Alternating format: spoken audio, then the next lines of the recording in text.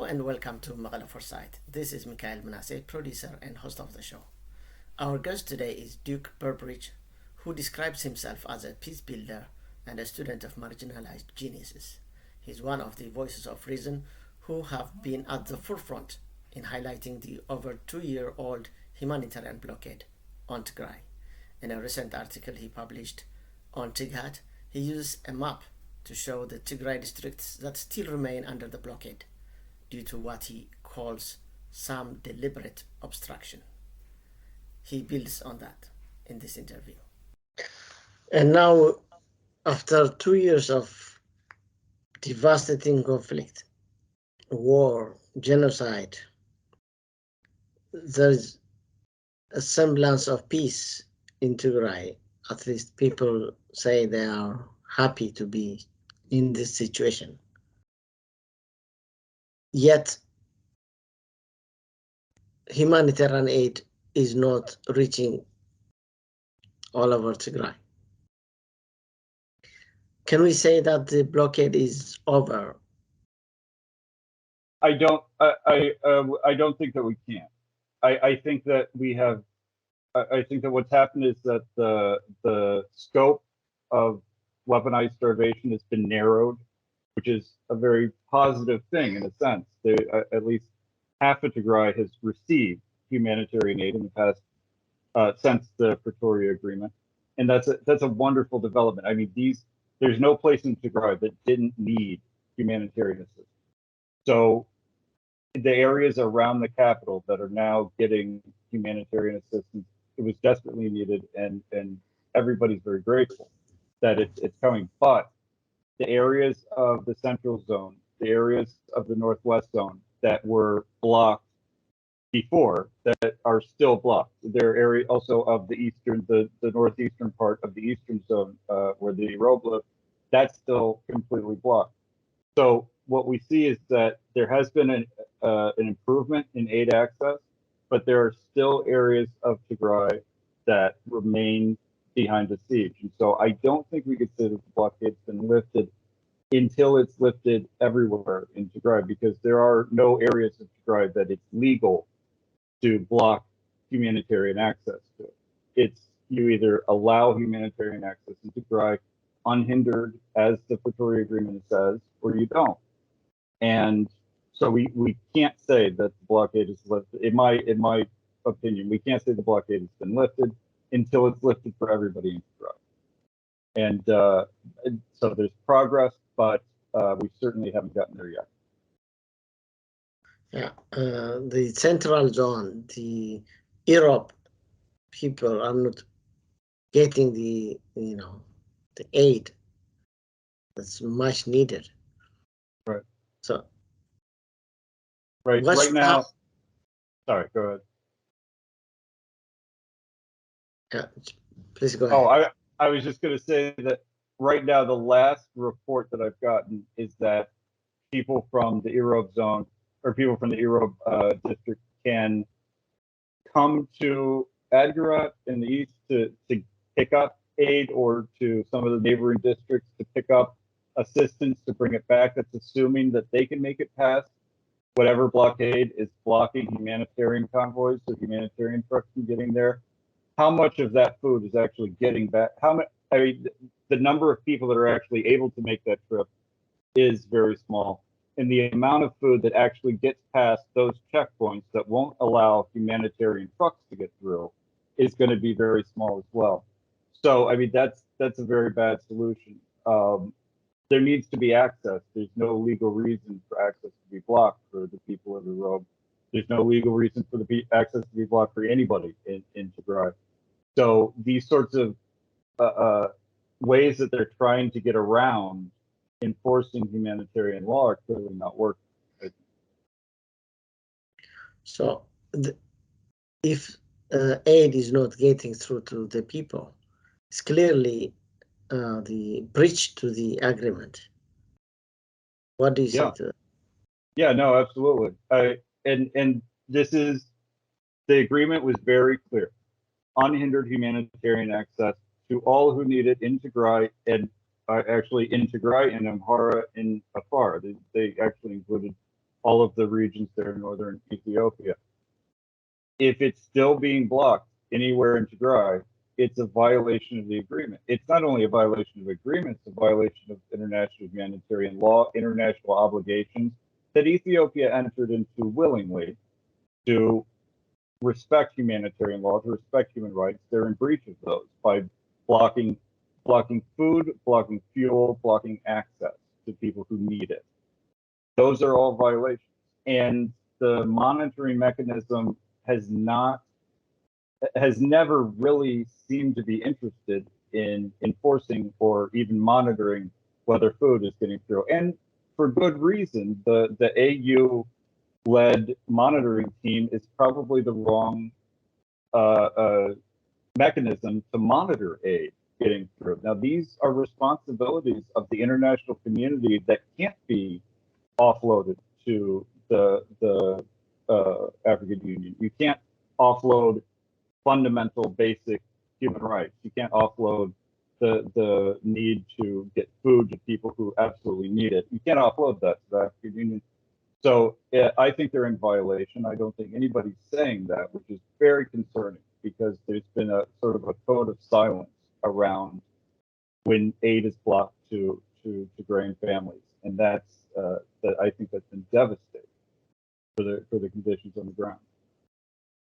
So, according to a recent report by the humanitarian organizations working in Tigray, 1.3 million in 3 zones, Western, Northwestern, and Central, which, by the way, are government-controlled areas, are not accessing humanitarian aid.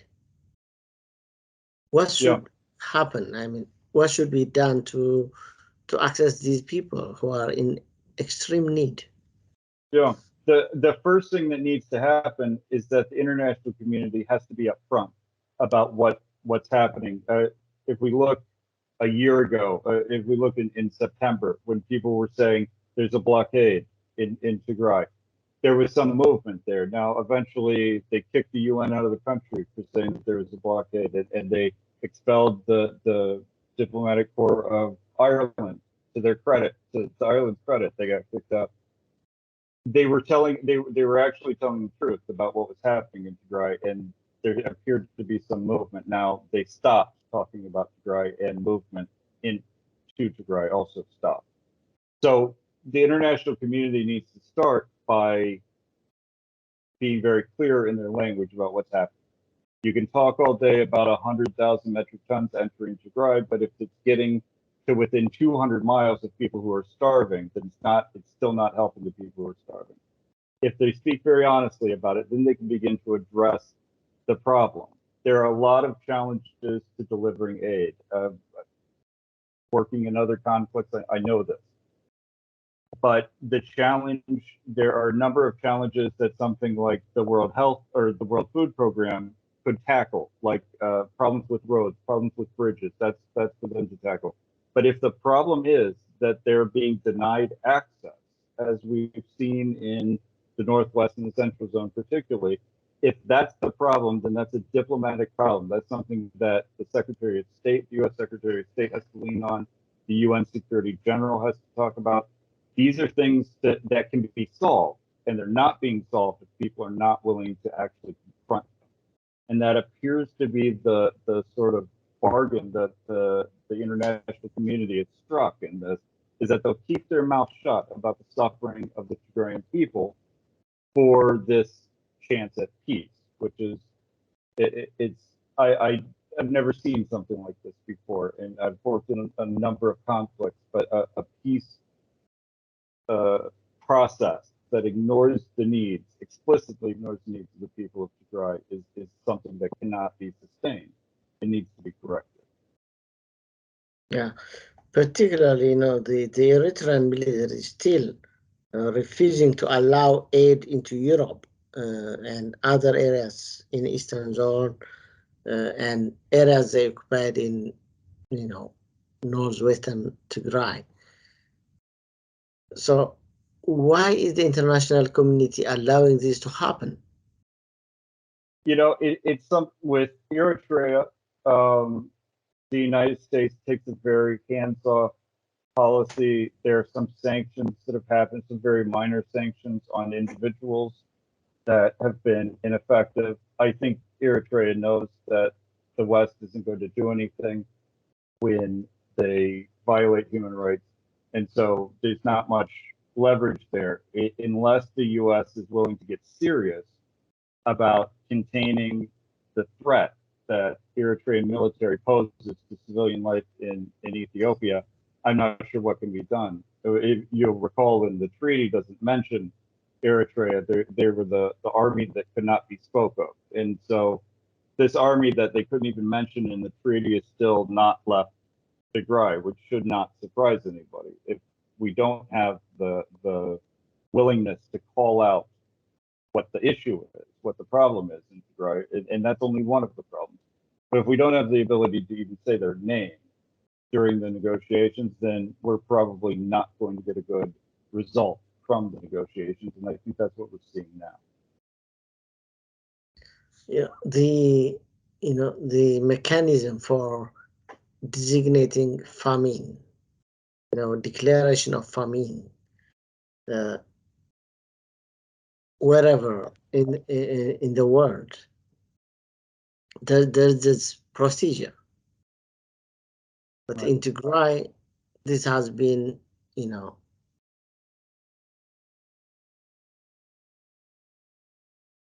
Yeah, the famine declaration, it requires a death rate, a death toll. You have to be able to show evidence of starvation deaths in Tigray. Now that's something that the government can prevent from happening by blocking access, which they've done for the past 2.5 years.